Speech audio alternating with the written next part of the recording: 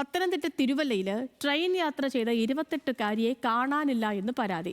കരുനാഗപ്പള്ളിയിൽ നിന്നും ട്രെയിനിൽ കയറിയ ഹസീനയെയാണ് കാണാതായത്. അങ്കമാലി റെയിൽവേ സ്റ്റേഷനിൽ ഹസീന ഇറങ്ങിയതായി വിവരം ലഭിച്ചിരുന്നതായും പോലീസിൽ പരാതി നൽകിയിട്ടുണ്ടെന്നും ഹസീനയുടെ മാതാവ് ജാസ്മി പറഞ്ഞു. അന്വേഷണത്തിൽ അങ്കമാലി പോലീസിന്റെ സഹായം തങ്ങൾക്കുണ്ടായില്ലെന്നും കുടുംബം ആരോപിക്കുന്നുണ്ട്.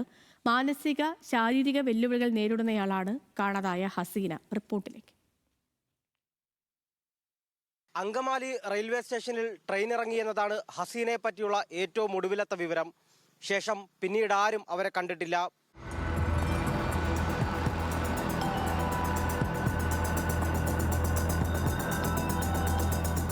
കരുനാഗപ്പള്ളിയിലെ ഭർത്തൃവീട്ടിൽ നിന്നും മടങ്ങി വരികയായിരുന്നു ഹസീന.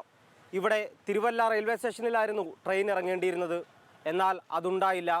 വിഷാദരോഗത്തിനുള്ള മരുന്ന് കഴിക്കുന്ന ഹസീന ഉറങ്ങിപ്പോവുകയോ മറ്റോ ചെയ്തതാകാമെന്ന് ബന്ധുക്കൾ കരുതുന്നു.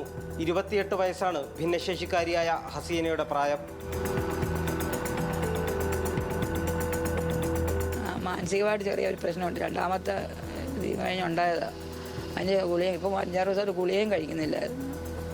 വീട്ടിൽ ചെറിയ പ്രശ്നങ്ങളൊക്കെ ഉണ്ടായി. എന്നാലും ഗുളിക ഇപ്പോൾ കഴിക്കുന്നില്ല. ഈ പോയിട്ട് ഗുളിക ബാഗൊക്കെ ഞങ്ങൾ വീട്ടിൽ ഇരിക്കും. ഒന്നും കൊണ്ടുപോയൊന്നും ഇല്ല. ഉടനെ പോയിട്ട് കുഞ്ഞിൻ്റെ സുന്നത്ത് തന്നിട്ട് ഓടിപ്പോയതാണ്.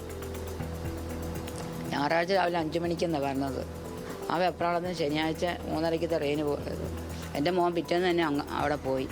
അവിടെ ചെന്നപ്പോൾ അവിടെ CCTV ഒന്നും ഇല്ലാതെ അവിടെ ഒരു ഹോട്ടലിൽ ചായ കയറി ഇതുപോലെ അവിടുത്തെ പുള്ളി പറഞ്ഞു ഇതുപോലൊരു കൊച്ചു വന്ന് വിഷമിച്ചിരിക്കുന്ന കണ്ടിട്ട് അതിന് എന്തോ വയ്യാത്ത പോലൊക്കെ തോന്നി. അതിന് ചായ കൊടുത്തപ്പോൾ കൊച്ച് വിറച്ചിട്ട് ദേഹത്തോട് ചായ വീഴുന്നത്. പിന്നെ ആ പുള്ളി കണ്ടില്ലെന്ന് പറയുന്നു. മറ്റ് യാത്രക്കാരുടെ സഹായത്തോടെയാണ് യുവതി അങ്കമാലി സ്റ്റേഷനിൽ ഇറങ്ങിയത്. ഹസീന നൽകിയ ഭർത്താവ് സക്കീറിൻ്റെ നമ്പറിൽ അവർ വിവരം അറിയിക്കുകയും ചെയ്തിരുന്നു. ഈ സമയം കടുത്ത മാനസിക സമ്മർദ്ദത്തിലായിരുന്ന പെൺകുട്ടിക്ക് തിരികെ പോകാനുള്ള ട്രെയിൻ ടിക്കറ്റും എടുത്തു നൽകി യാത്രക്കാർ മടങ്ങി.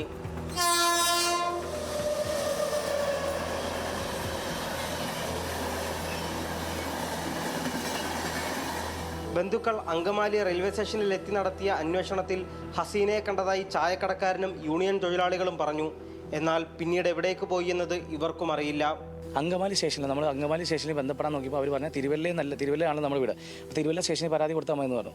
നമ്മൾ തിരുവല്ല സ്റ്റേഷനിൽ പരാതി കൊടുത്തത് നമ്മൾ 19-ാം തീയതിയാണ് പരാതി കൊടുക്കുന്നത്.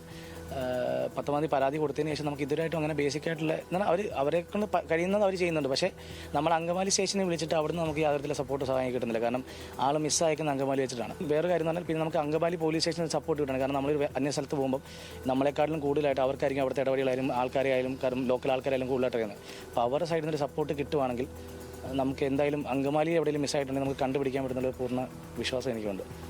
ഒരു ട്രെയിൻ യാത്രക്കിടയിൽ ഹസീനയെ കാണാതായിട്ടിന്ന് 5 ദിവസം പിന്നിടുന്നു. അന്വേഷണ പുരോഗതിയില്ലായ്മയിലും അങ്കമാലി പോലീസിന്റെ നിസ്സഹകരണത്തിലും ആശങ്കയിലാണ് കുടുംബം. CR ജറിനൊപ്പം ശ്രീരാജ്, ന്യൂസ് മലയാളം.